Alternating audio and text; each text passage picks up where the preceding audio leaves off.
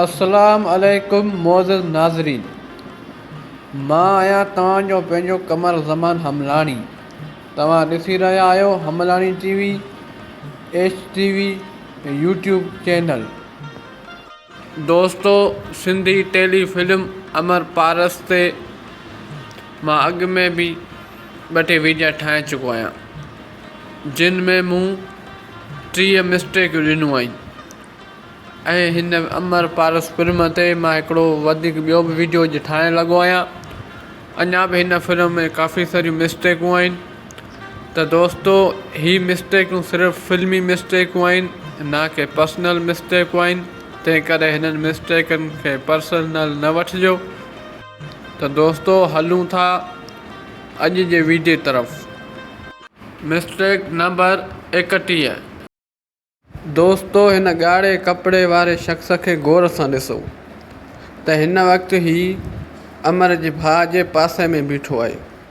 दोस्तो, तव्हां हिकु दफ़ो ॿीहर ॾिसो हिन ॻाढ़े कपिड़े वारे शख़्स खे त ही हिन वक़्तु अमर जे भाउ जे भर में बीठल आहे। ऐं दोस्तो, हिन सीन में तव्हां ॾिसंदव त उहो शख़्स ग़ाइबु नज़र पियो अचे। उहो त अमर जे पासे में आहे कोन, उते हिकु अञा ॿियो शख़्स बीठो आहे, ही शख़्स। ऐं दोस्तो, उहो शख़्स हाणे हिते बीठो आहे, ॾिसो।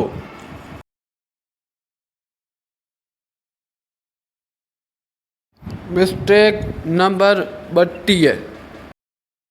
दोस्तो, हिन सीन में जेकॾहिं तव्हां गौर सां ॾिसो त अमर जे पासे में गुलाबी कपिड़नि वारो जेको शख़्स बीठल हुयो उहो ग़ाइबु आहे। उहो हिन वीडियो में मुकमल ॾिसण में नथो अचे।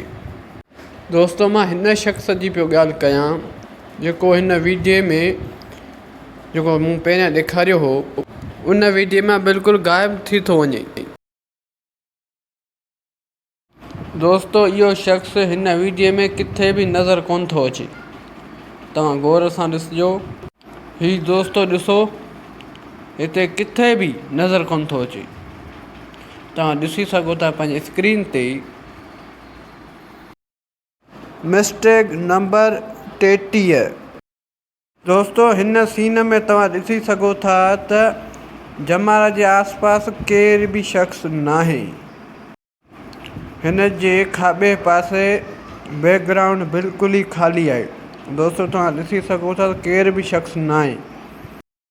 पर अचानक ही ब्लू कपिड़नि वारो शख़्स किथां अची वियो, जेको पहिरें बैकग्राउंड में कोन हुयो, ऐं वापसि हिन बैकग्राउंड में किथां अची वियो। पहिरियां बैकग्राउंड बिल्कुलु ई ख़ाली हो। Mistake number 34। दोस्तो, हिन सीन में तव्हां ॾिसी सघो था त जमाल जे हेठि जेके बॉक्स पिया आहिनि से खुला पिया आहिनि।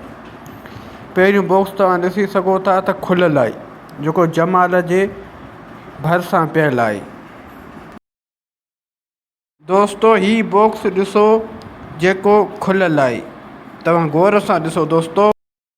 ऐं दोस्तो, हाणे ॾिसो त ही बॉक्स बिल्कुलु बंदि आहे। ही ॿई बॉक्स जेके हिते पियल आहिनि से बिल्कुलु ई बंदि आहिनि।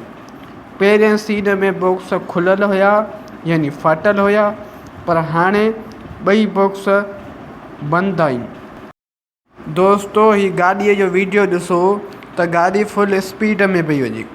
ऐं उन खां पोइ दोस्तो, ही वीडियो ॾिसो त हिन वीडियो में गाॾी इन खां बि घणी स्पीड में वञी रही आहे। गौर सां दोस्तो ॾिसो। ऐं दोस्तो, जेकॾहिं कार जो अंदरियूं वीडियो ॾिसिजे त कार बिल्कुलु ई सफ़ा स्लो पई वञे। दोस्तो, ही शीशे में ॾिसो तव्हां।